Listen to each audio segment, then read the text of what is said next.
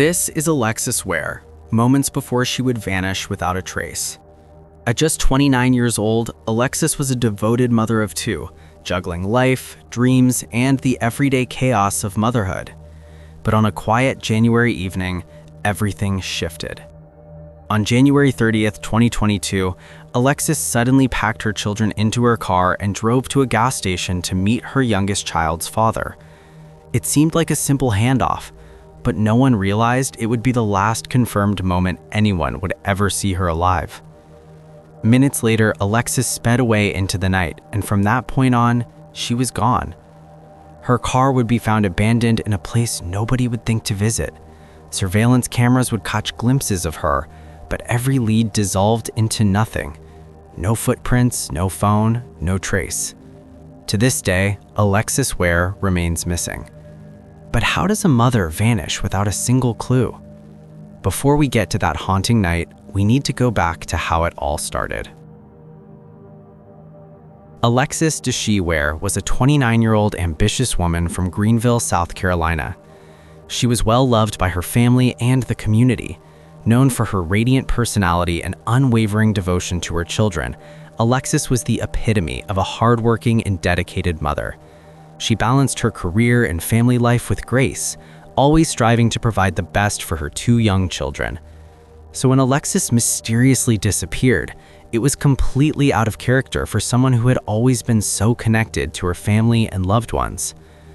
A true people person, Alexis had a natural ability to shine in any room she entered. She had a deep passion for all things beauty, makeup, hair, fashion, and she turned that passion into a successful career as a makeup artist and hairstylist. Her talent and eye for detail earned her a loyal client base, and she loved transforming not just her own look, but others as well.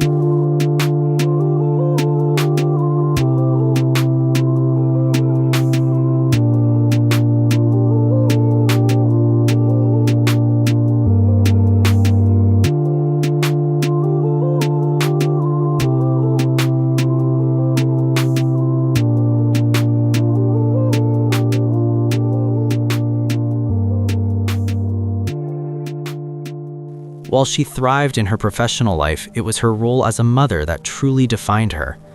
Alexis was fiercely protective of her two children, and they were always at the forefront of her thoughts and decisions.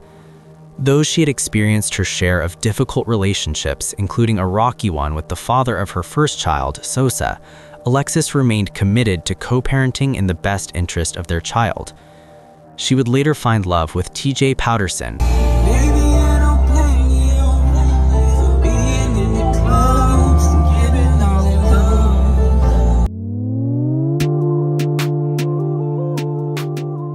and their relationship seemed to blossom quickly.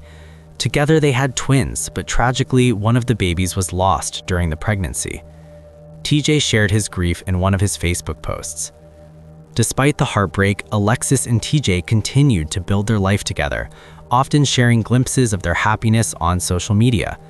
However, not everything as it seemed was perfect.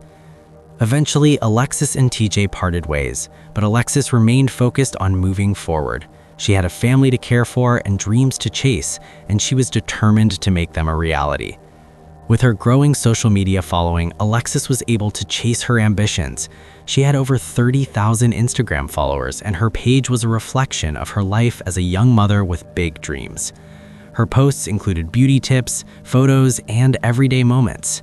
She was candid with her followers, sharing both the highs and the lows of her journey.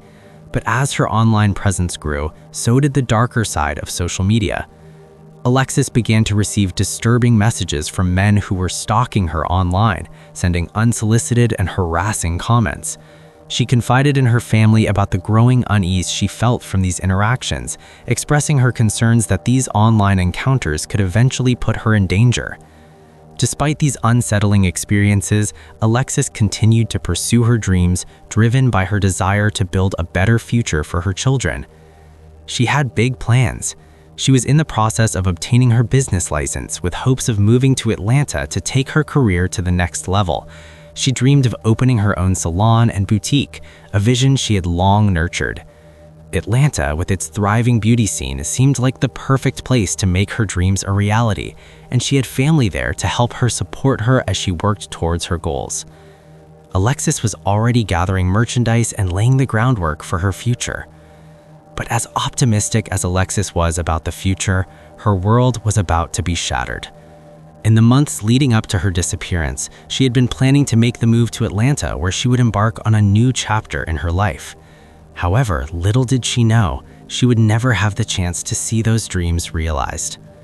Her mother, Alberta, spoke often of Alexis's deep love for her children, describing how every decision Alexis made was driven by her desire to give them a better life.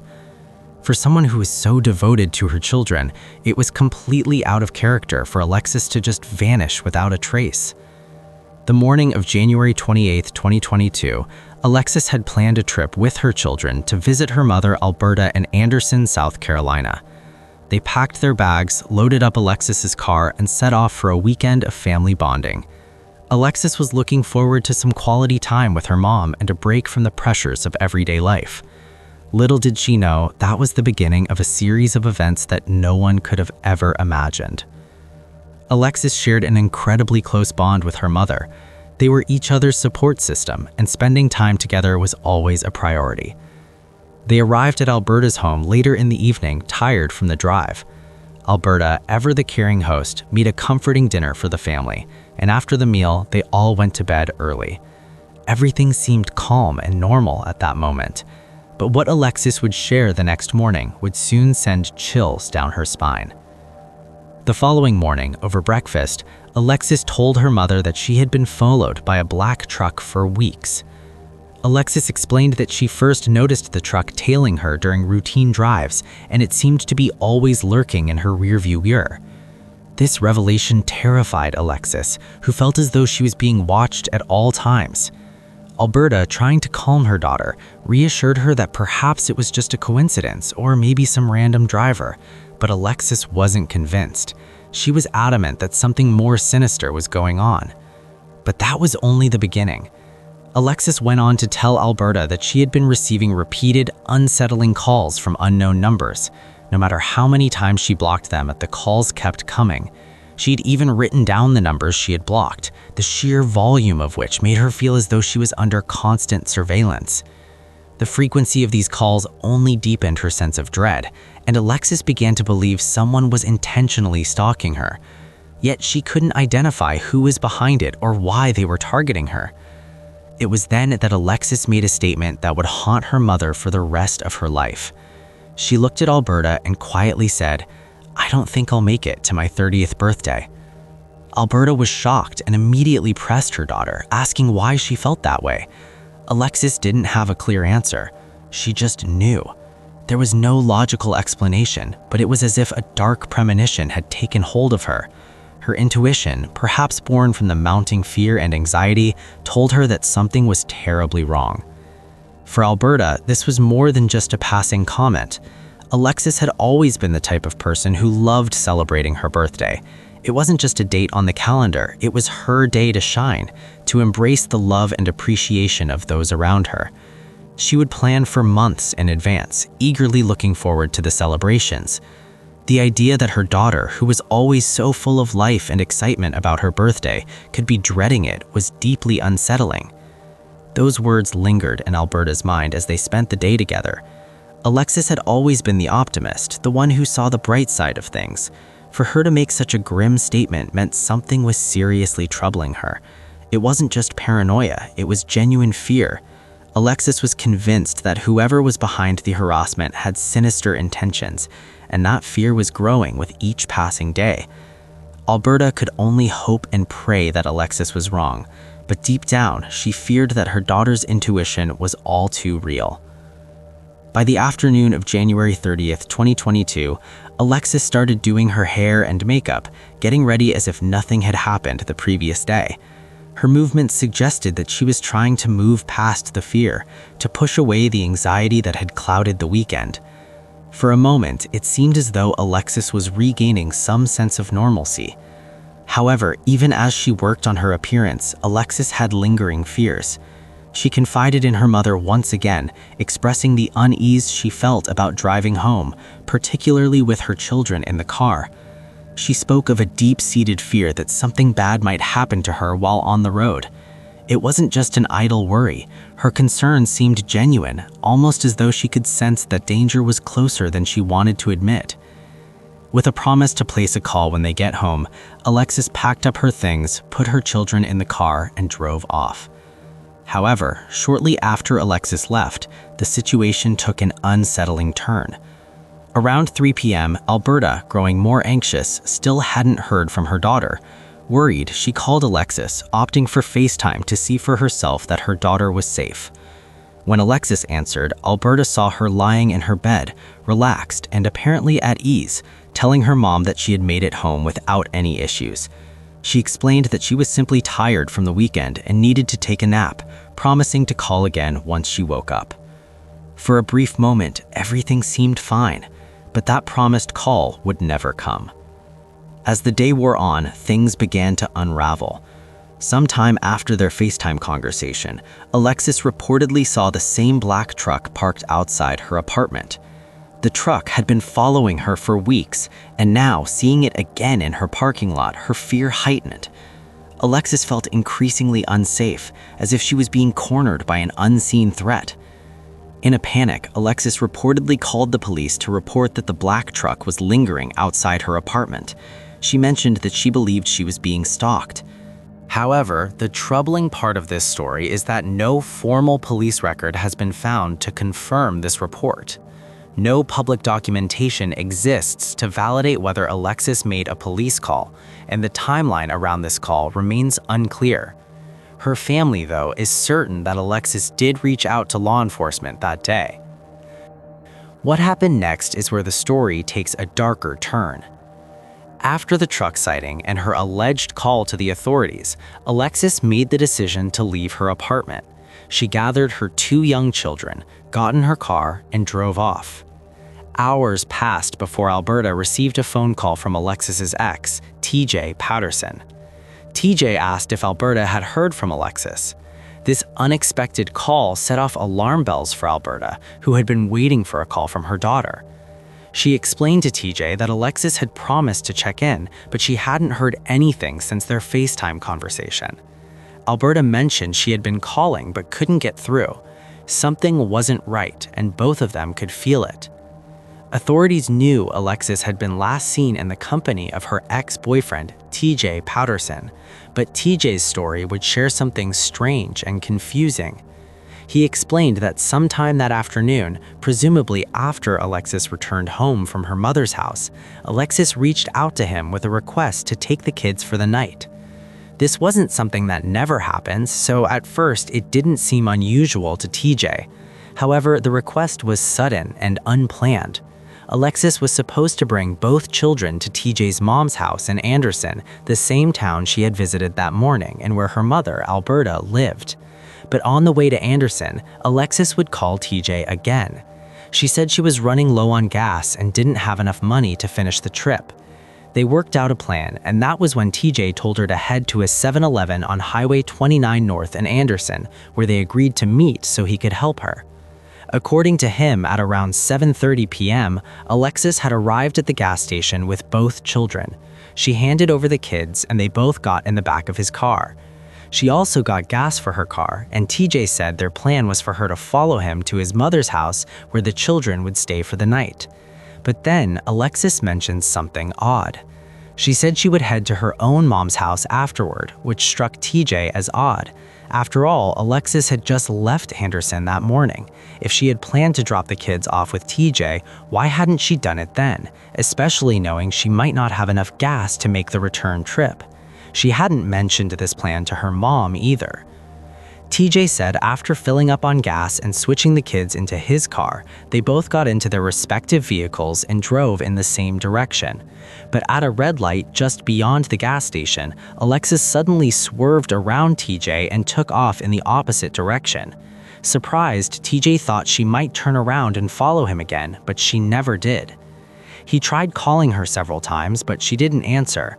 After a while, TJ made his way to his mother's house, thinking maybe Alexis had just had to run an errand, but when she didn't show up, his worry began to grow. By the following day, nobody had heard from Alexis. That was when TJ called Alberta.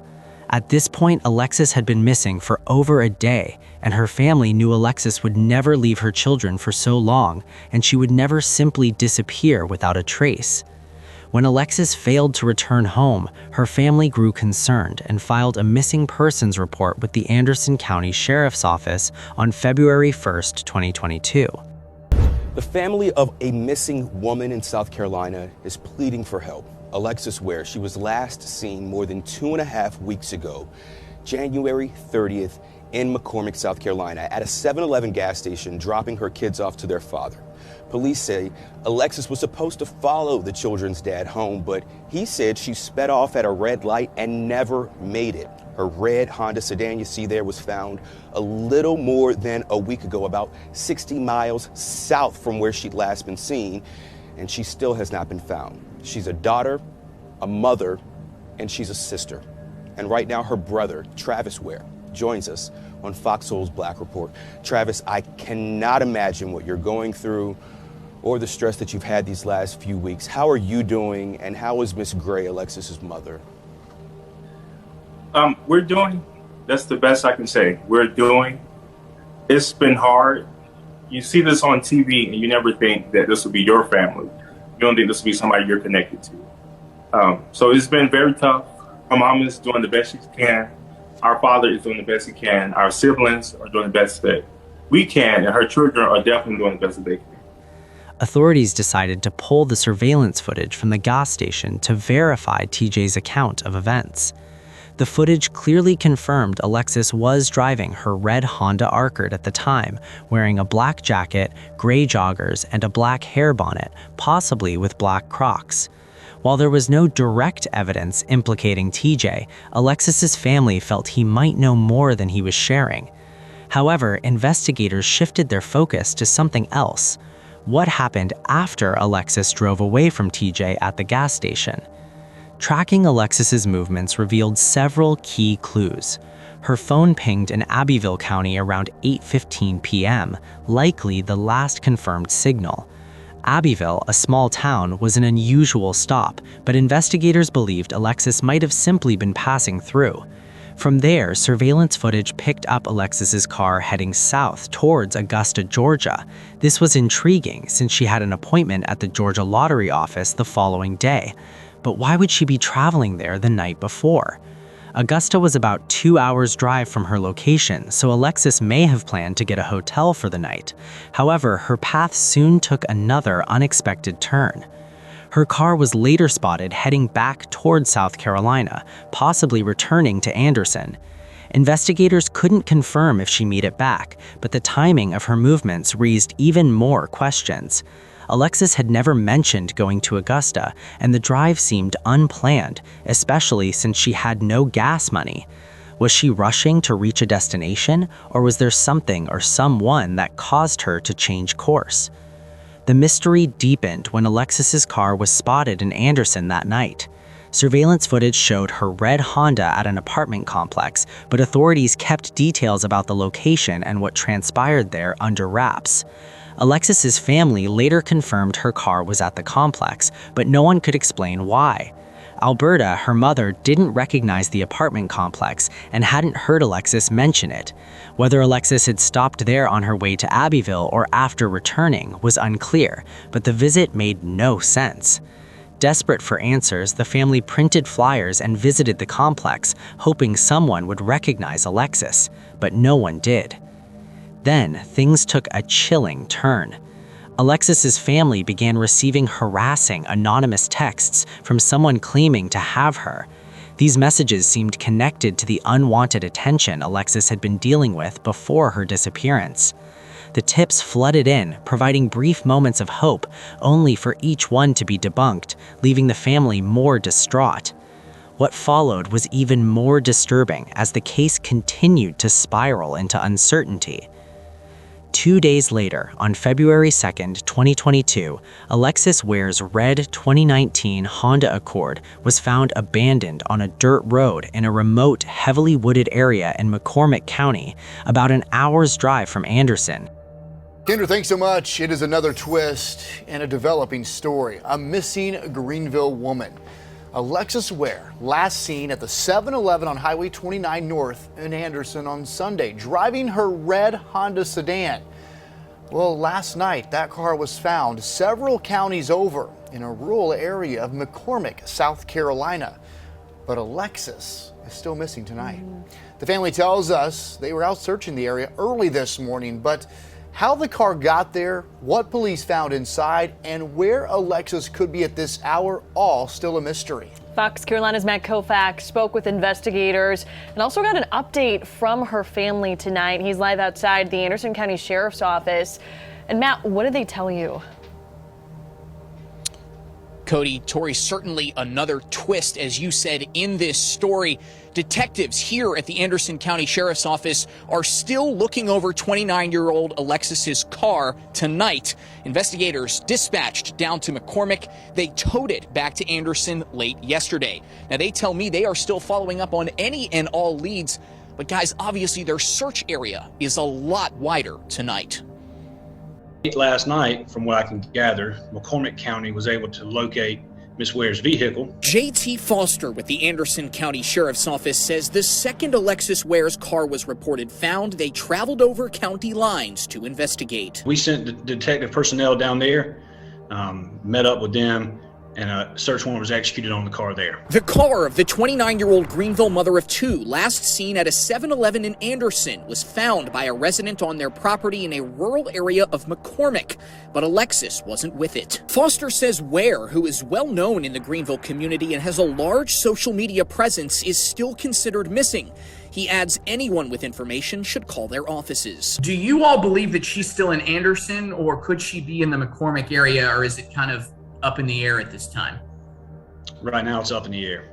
I'd hate to say one way or the other. Alexis's family says they were in McCormick County early this morning, knocking on doors, handing out flyers, and asking anyone in the area if they'd seen her. After we spoke with them yesterday, they say today feels more like a dead end. She means everything. I mean, she's, a piece of everybody's heart at this point, and we want her here so we can at least know she's okay, and if she do need help or a break, then, I want her to know that's okay as well. Follow any kind of lead or any piece of evidence that we can to try and get to the bottom of it. I did speak with Alexis's cousin Kayla again today. You just heard from her there. While she was on her way back from McCormick, she told me the family is still too distraught to give an interview on camera at this point, but she says they have not given up hope yet. We are going to continue to pass along any and all information from investigators in this case. They say photos of the car are not being released tonight. We know a lot of folks in our community praying for Alexis's safe return. Live in Anderson, Matt Koufax, Fox Carolina, the 10 o'clock news. Inside the car were Alexis's personal belongings, her purse, 2 cell phones, a bag of clothes, and the winning lottery tickets she had been eager to collect in Augusta. Not only that, her black hair bonnet, which had been seen in surveillance footage at the 7-Eleven, was also in the car. However, there were no signs of a struggle, no indication anything had been stolen, and no evidence anyone had been inside the car with her. But Alexis was nowhere to be found. The area where the car was discovered was described as narrow, secluded, and surrounded by dense pine trees, making it a place that only someone familiar with the area would know. It didn't seem like a random spot, more like a place someone intended to abandon a vehicle. Based on the timeline of her last phone pings, investigators believe Alexis may have pulled into McCormick County while returning from Augusta. It's a remote location with nothing nearby but woodland and farmland, making it an ideal spot for someone trying to hide or discard a vehicle. Despite extensive efforts from local law enforcement, the FBI, and volunteers, no new leads surfaced. Investigators were left with more questions than answers. Her family, along with activists, kept pushing for attention to be brought to her case. As for TJ Powderson, he wasn't off the hook. Y'all out there slandering my name, saying I'm a suspect, all this. I done heard everything in the book, man. I'm talking about, y'all done nailed me to the cross. Y'all got me messed up, bro. I'm not one of them. But check it though. So, I'm gonna run this thing all the way back before Lex went missing. You feel me? Alright. For one, me and Lex been separated. You feel me? I left Lex. Lex didn't leave me. You feel me? So boom, I left off and up there around about October. You know what I'm saying? I ain't been out there, been back up there not one time. You feel me? Not one time. So boom, god dang on. Before Lex took this, her being missing, Lex was, I don't know, she was dealing with some kind of spiritual root shit. I don't know what was going on. She just been talking out outside her head. You know what I'm saying? So Tuesday night, 1:30 in the morning, she called me out. She called, wake me up, talking about some TJ. She say, I know you sleep. I know you gotta work in the morning. I know you sleep. I know you gotta work in the morning. She say, but let me tell you something right quick. I'm like, what you talking about, Lit? What's up? She talking about some well, my last 5 exes within the last 7 years, they died. Huh? What you talking about? She said, I wish death upon them. I said, bro, you is tripping. You know what I'm saying? You need help, man. Get off my phone. You talking crazy. I hung up. She started sending me all type of pictures of a ladybug crawling on the ceiling, what the meanings of it, her Pisces sign, all type of weird talk. You know what I'm saying? So, around later on in the week, she thinks y'all seen all the posters she was making, talking about she won the lottery, hit the lottery and all. So she done spending that in Augusta, at the lottery place with the kids in the car.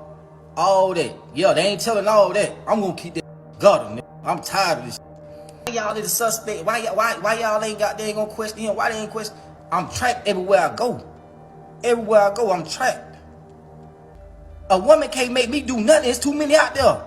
It's too many out there. Don't get it twisted. I left Lex. Lex didn't leave me. I'm not no tender dick. You feel me? No tender dick, nigga. I feel like I get any woman in the world.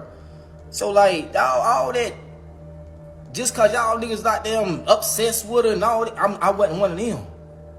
I wasn't one of them.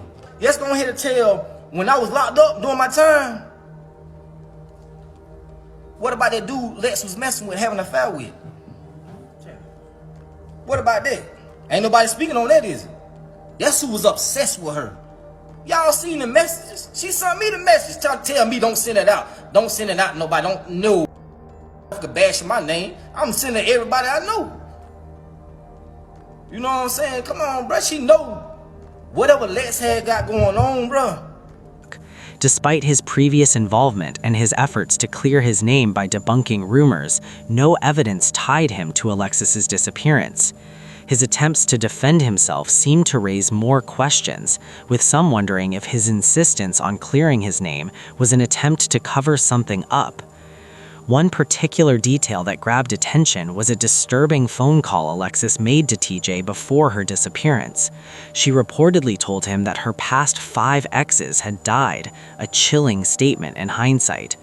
Was Alexis experiencing some kind of mental breakdown, or did she feel she was in real danger?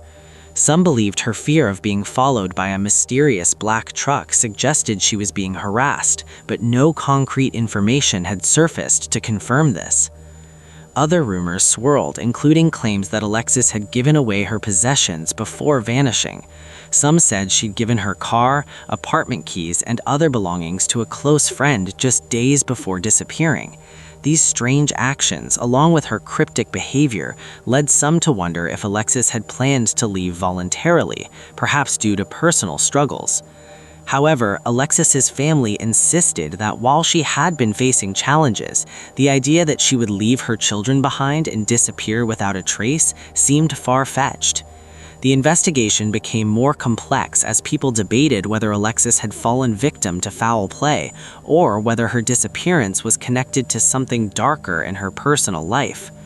The uncertainty weighed heavily on her family, particularly on her mother, Alberta, who had spoken to Alexis just hours before she vanished. Alberta struggled with the painful reality of not knowing what happened to her daughter and became vocal in her desire for answers. A year has passed. And nothing has changed from the first day of her disappearance. And we're just hoping for some closure. We pray for closure. We need answers. Her children need answers. I have to deal with the fact that her daughters lay down and cry for her mom. We decided to go to the Attorney General office requesting that they step in and take over the case because it's been a year. We've decided that it should be fresh eyes on this. I don't think what should have been done is being done. I need answers. We need answers. As time passed, Alberta and Alexis's family refused to give up on the search. They raised awareness by placing a billboard in Greenville, South Carolina, offering a $5,000 reward for any information leading to Alexis's whereabouts. An unstayed woman's family hopes a new billboard will lead to the answers they want. She disappeared 5 months ago in Anderson County. 7 News reporter Asia Wilson has more on the efforts to bring the woman home. Alexis Ware has been missing since January 30th. Since then, there have been multiple searches, but she still hasn't been found. That's why family and friends put up this billboard. Name of the one who calls. Heads bowed, candles burning, and music playing. Family and friends of Alexis Ware still leaning on faith. Prayer and faith. Faith in God that she's okay. In hopes of finding the missing woman. You know, it's been 5 months and she's still missing. And we just want her home. Ware was last seen on January 30th, leaving the 7-Eleven gas station in Anderson on Highway 29 North. She is a mom. She is a daughter. Her kids miss her. They need her. Her mother misses her. We all miss her. Ware's family says she was there dropping off her children with her child's father, and then she sped off in her red Honda. They haven't heard from her since. You know, I miss her. I pick up the phone sometime and I think about the phone calls that we shared daily throughout the day, all day. I talk to my baby all day. And after her 30th birthday has passed, and many searches later. Lex, if you could hear us, we love you, we miss you, we will never stop looking for you. Ware's family hopes a new billboard along Woodruff Road, donated by the Black and Missing Foundation, will be a new sign of hope. Putting it out there is giving me that hope. It's giving, something for me to hold on to. And be a shining bright light that leads them to answers that finally bring their Lexus back home. Somebody knows something, and we just want to keep, the light shining. Despite the limited progress in the case, the family remained determined to find out what happened to Alexis. Alberta and the rest of Alexis's family continued to advocate for her case by holding public events and garnering support from the community. The search for Alexis, though hindered by a lack of concrete leads, remained a top priority. They kept fighting for closure, hoping that one day the truth behind Alexis's disappearance would be uncovered. If you have any information, no matter how small or seemingly insignificant, about Alexis Ware's disappearance, please come forward. It's been over 4 years, and her family is still desperate for answers. What do you think about it? Let us know in the comments below.